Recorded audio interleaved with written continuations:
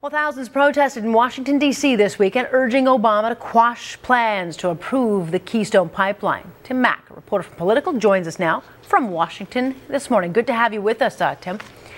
Let's talk a little bit about what's been going on. You know, we've got all these protests taking place, not nearly as big as what some media outlets reported. Some said 50,000, when apparently the number's quite significantly smaller than that. Nonetheless, they're hoping that Obama will turn down Keystone. Do you think that he'll listen to this? Well, what's really interesting is that the United States has a new Secretary of Defense, former Senator John Kerry, and he's going to be shepherding the process, making his advice clear to the president on whether or not he wants to approve the pipeline. And it's not quite clear whether John Kerry is going to suggest that the president approve it or not. I know Minister John Baird had a meeting earlier in February, the first meeting that Secretary of State Kerry had with any foreign leader to talk about this.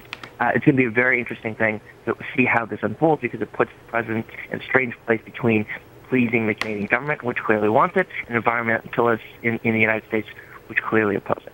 Yeah, during his State of the Union, he didn't mention Keystone. He has mentioned it it became a big talking point during the election, re-election year.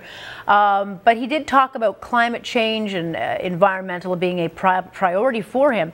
And our Foreign Affairs Minister John Baird says, of course, Canada has a good record on clean energy, and that the U.S. would do well to take our example. So do you think the comments that he was making on the climate and environmental were a bit of a hint to Canada? Well, it certainly was a hint to environmentalists who are feeling a little bit left out of the decision-making process in this administration. And if the president does go ahead and approve Keystone pipeline, it's going to be a real blow to his relationship with people on the left who are interested in pushing environmental policy. He may be, he may be interested in putting forward a cap-and-trade system during the State of the Union, but what good is that if that's not going to pass Congress and he's gone ahead and approved this pipeline? What is more important, because we have the midterms coming up not too long down the road, what is more important to the president, pleasing the environmentalists or creating jobs and getting the oil flowing north and south? Well, you know, we're still quite some time off from the next midterms. We've got, I think, at least 18 plus months there. But still, this is going to be a serious issue. The economy is not going to go away as an issue in the next couple of years. I don't know personally which the president prefers, whether this is an issue of making sure the base is satisfied, or if it's an issue of creating jobs.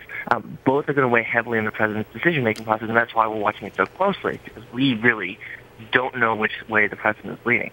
He's trying not to show his hand before he makes a decision. Yeah, and if you're a betting man, which way do you think he's going to go on this thing? I don't bet on these kinds of things. I think I'll leave that to you guys and other people who watch these things. But what I can say is that it's not a done deal, that the president and the Secretary of State have not made up their decision. And I'm sure that Mr. Baird and Ambassador Doerr and other people in the Canadian government are lobbying quite hard for. Yeah, I mean, we do have, Nebraska has come around and done everything that was asked of them to make sure that the environmentally sensitive areas were protected. There have been significant changes made to the Keystone XL to make sure that environmentally it's as sound as it possibly can be. Is there anything else that can be done to please the environmentalists, or are they just going to take a stance one way or another? Well, I think the environmentalist stand is pretty clear that if you create this infrastructure, it's going to lead to a generation of dependency on oil. That if you create infrastructure for oil, if you create infrastructure for fossil fuels, that's going to lead to more dependence on fossil fuels, even if it doesn't increase the immediate use of oil and gas for energy production.